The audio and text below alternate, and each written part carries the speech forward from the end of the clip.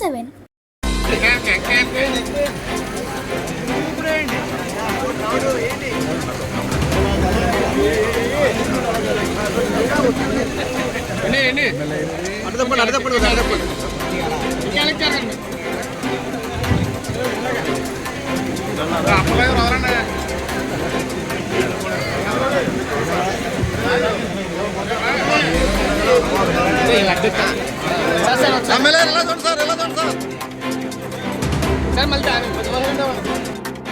కృషి ట్రాక్టర్స్ కానీ అన్నిటినీ కూడా ఇవాళ తిరిగి మళ్ళీ ప్రవేశపెట్టి అందిస్తున్నటువంటి పరిస్థితులు ఉన్నాయి.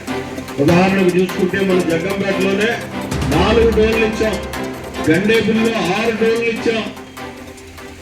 కొత్తగా వచ్చినటువంటి వ్యవసాయ పరిజ్ఞానాన్ని అంతటినీ కూడా ప్రజల రైతాంగం ముందుకు తీసుకెళ్లి ఒక మంచి రైతుగా తయారు చేయడానికి కావలసినటువంటి వనరులు సమకూర్చడమే బాధ్యత కలిగినటువంటి ప్రభుత్వంగా చేయగలిగేటటువంటి పరిస్థితి అని చెప్పి ఈ సందర్భంగా నేను మనవి చేస్తున్నాను. అంతేకాదు, ఇందాక చెప్పా జోడెడ్ల బండ్ల అభివృద్ధికి సాగాలి. సంక్షేమాన్ని ఎత్తే గొప్పతనం కాదు, సంక్షేమంతో పాటు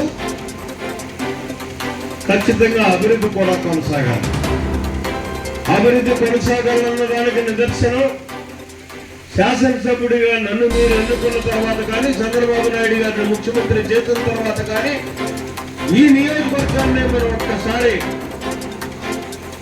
ప్రామాణికంగా తీసుకోగలిగినట్టయితే ఒకసారి ఆలోచన చేయండి.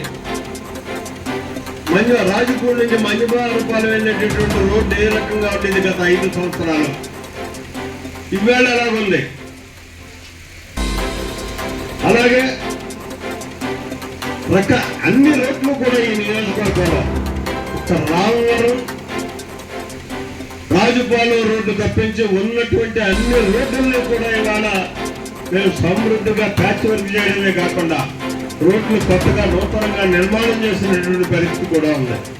మీరు అనుకోవచ్చు ఈ రోడ్డు వల్ల మాకేం వస్తుందని చెప్పేసి, కానీ దానివల్ల ఎక్కువ ఉండదు, సుఖ ప్రయాణం జరగడానికి అవకాశం కలుగుతుంది. మెయిన్ రెండవది, మీకున్నటువంటి ఏ ఆహార దినుసులు కానీ నిత్యావసర వస్తువులు రేట్లు పెరిగేటటువంటి పరిస్థితి ఉండదు.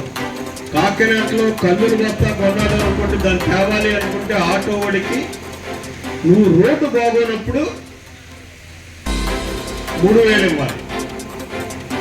ఇవాళ రోడ్డు బాగుంది కాబట్టి దాన్ని 1500 ఇస్తావు. అప్పుడేమవుతుంది? 1500 భారం నీ మీద పడకుండా కందులు తెచ్చి కందిపప్పు తెచ్చాయి. దానికి రోడ్లన్నీ అంతేకాదు, మనం కూడా సుఖ జీవితం గడపడాలి. నిన్న నేను జట్రాగంపేట వెళ్ళాను. నిన్న 1వ తారీఖు కాబట్టి పెన్షన్లు ఇవ్వాలనే కార్యక్రమంలో భాగంగా జట్రాగం